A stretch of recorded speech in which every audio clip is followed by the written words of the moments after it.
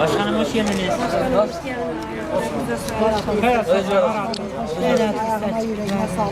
Başkanım Kerem.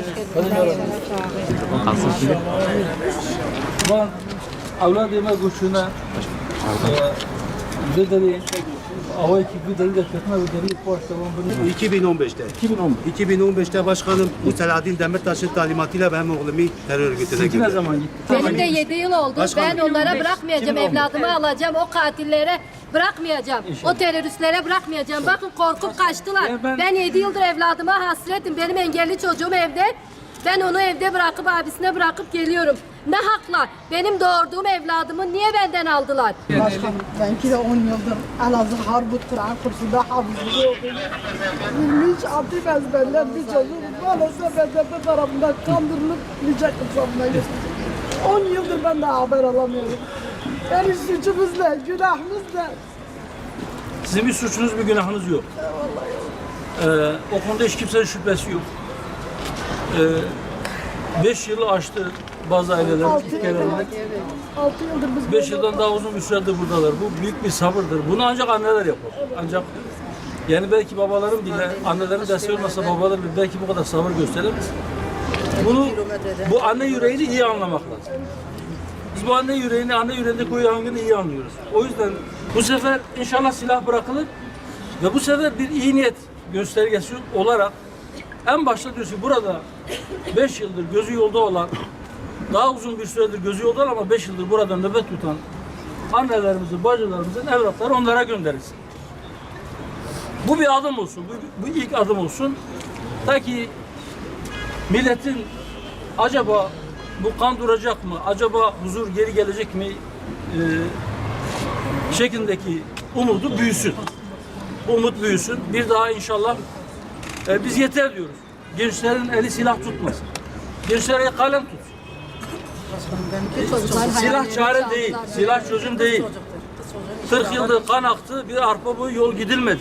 Bu gençlerin eline, çocuk yaşta onları götürüp ellerine silah tutuşturanlar bu yolun yol olmadığını fark etmiyor. Yani kız veya erkek neyse neticede götürmüşlerse, o yaşlarda götürmüşlerse, ellerine silah tutuşturmuşlarsa yaşı kaç olursa olsun.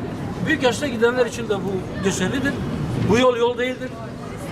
Bunun bir an önce sona ermesi gerekir ve o yanlışların tekrar etmemesi için inşallah biz öncekinden daha yüksek sesle konuşacağız, daha fazla inisiyatif alacağız ve bu meselenin bu çocukların evlerine dönmesi de dahil, akan kanın durması dahil, milletin haklı ve meşru taleplerinin meşru zeminde konuşulup tartışılıp yerine gelmesi dahil elimizde ne geliyorsa inşallah yapacağız. Annelerine göndersinler. Rabbim sizin hasretinizi daha fazla uzatmasın. İnşallah bir an önce evlatlarınıza kavuşursunuz. Temennimiz bu. Sayın Başkanım Allah Peygamber sizden razı olsun. Allah razı olsun. Sizinki kaç yıl oldu? 6 yıl oldu. Mepusu kırdılar, parmağını kırdılar. Buraya gelmedik dediler. Biz yılmayacağız, buradayız. Ve bizi yıldırmaya çalışıyorlar, öldü diye 2 yıl önce haberini aldılar. Ben inanmıyorum. Ölmüşse de versinler evladını. Ne işi var evlatların dağda taşlara burada kuşağı yem etmişler. İnşallah sağ salim size dönün. Evet. Ben buradan sesleniyorum bütün gençlere. Kaçıp gelin. Burada güçlü devletimiz var. Hepsi kaçıp gelsin. Hiçbir ceza almıyor. اگر ثابت جواب راستی باوری هم و اگر در دیوان ملت کرد بیاد و حرکت و ناب ایدئولوژی کیوانه فکر کیوانه خورت کردا قیزین کردا جبو ایدئولوژی خود کم کرد مثلا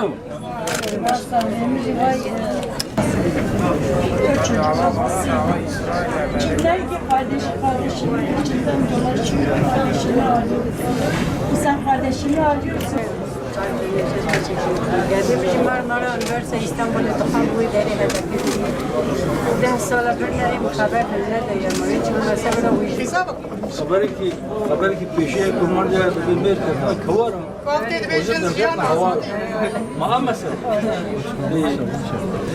Bismillahirrahmanirrahim. Değerli basın mensupları, malumlarınız olduğu üzere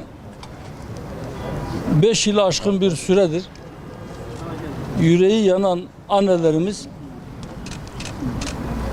dağa kaçırılan ya da kandırılarak götürülen ya da bazı vaatlerde bulunmak suretiyle götürülen evlatlarını istemek için burada nöbetteler. 5 yıl bitti, 6. yılına girdi. Aslında bunun da evveliyatı var. 2014 yılında yine bir annemiz Diyarbakır'da Fiskaya semtinde evladını istemek için bir eylem başlatmıştı. 12 gün sonra evladına kavuşunca daha sonra 2014'te burada değil, Büyükşehir Belediyesi'nin önünde bir eylem başladı. Sonra gelişen olaylar çözüm sürecinin de olmasının etkisiyle çok sürmedi. Birkaç ay sonra orası dağılmak zorunda kaldı. Biliyorsunuz hendek olayları başladı. Şehirler karıştı. Sonra 2019 yılında tekrar burada annelerimiz gelip yeniden eyleme başladılar. Bugüne kadar 56 aile evlatlarına kavuştu yapmış oldukları bu eylemden sonra. Toplam 379 aile nöbette ve bu nöbette devam ediyor. Bu ailelerimizle görüşünce biraz önce özellikle sordum sizin çocuğunuz ne zaman gitti diye. Birkaç istisna dışında çok büyük bir çoğunluğu 2014 veya 2015 yıllarında götürülmüş. Ne vardı 2014'te, 2015'te? 2014-2015 çözüm sürecinin konuşulduğu ve daha sonra bu sürecin akamete uğradığı yıllardır. 2014'te silah bırakılma konuşuluyordu. 2015'te süreç bozulmaya yüz tuttu. Ama hala çözüme dair bir umut vardı. Adına çözüm süreci dedikleri ama aslında çözüme götürmeyecek belki geçici bir çatışmasızlık süreci yaşanıyordu. Bu gençlerin çoğunluğunun o tarihlerde dağa götürülmüş olması aslında bir şeyi çok net bir şekilde ortaya koyuyor. Nedir o şey? Silah bırakmanın, siyasi çözümün konuşulduğu dönemde bu kadar çok sayıda genci dağa götürmek silah bırakma niyetinin olmadığının çok bariz bir göstergesiydi. Biz o dönemde de söyledik.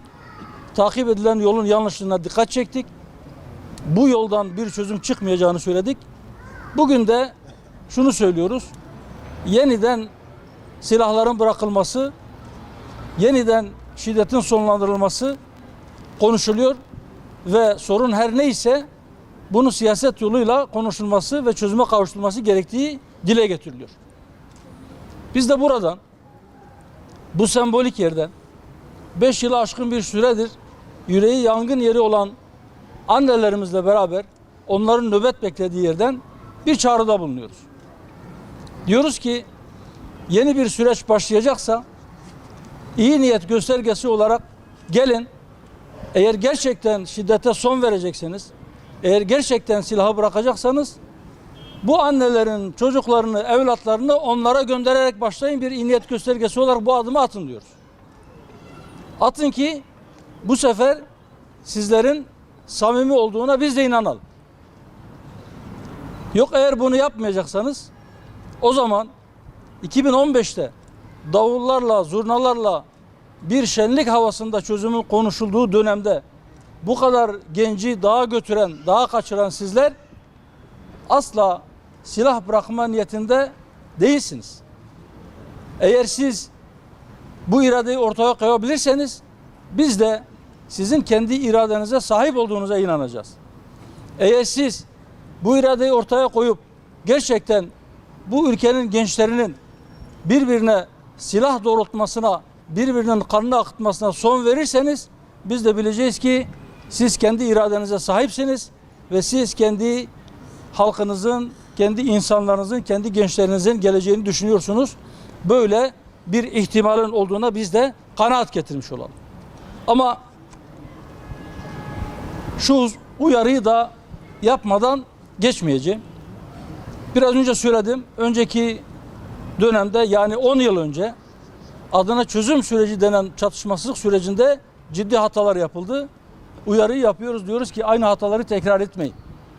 Aynı hatalar tekrar edilirse korkarım ki yine benzer bir neticeyle yüz yüze geleceğiz. Neydi o hatalar? O zaman biz söyledik. 10 yıl önce söyledik. Dedik ki milletin talepleri vardır. Ana dilde eğitim gibi ya da benzeri talepler.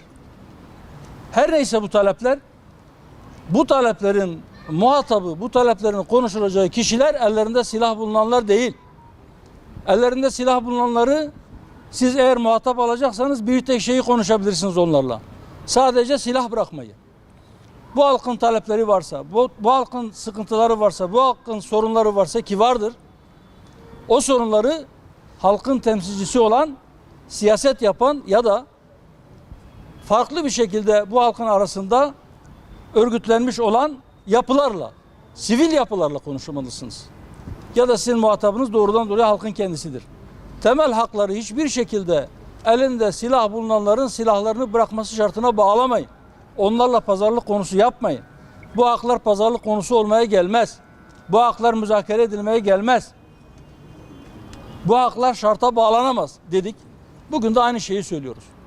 Elinde silah bulunanlarla sadece silah bırakma meselesini konuşun. Gerisi siyasetin işidir. Bu iş mecliste konuşulur. Bu iş siyasi alanda konuşulur.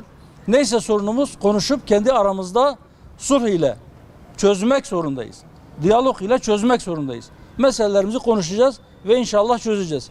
Çözmekten başka bir şansımız da yok. Eğer çözmezsek işte etrafımızdaki yangını görüyorsunuz. Her gün biraz daha genişliyor.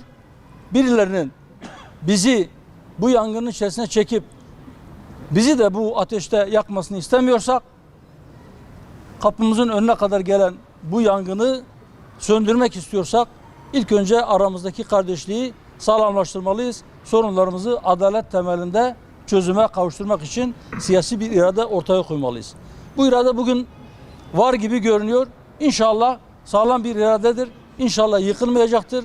İnşallah silahlar susacaktır ve inşallah bu mesele diyalogla, inşallah konuşarak, inşallah sulh yoluyla barış içerisinde çözüme kavuşacaktır diye bir temennimiz vardır.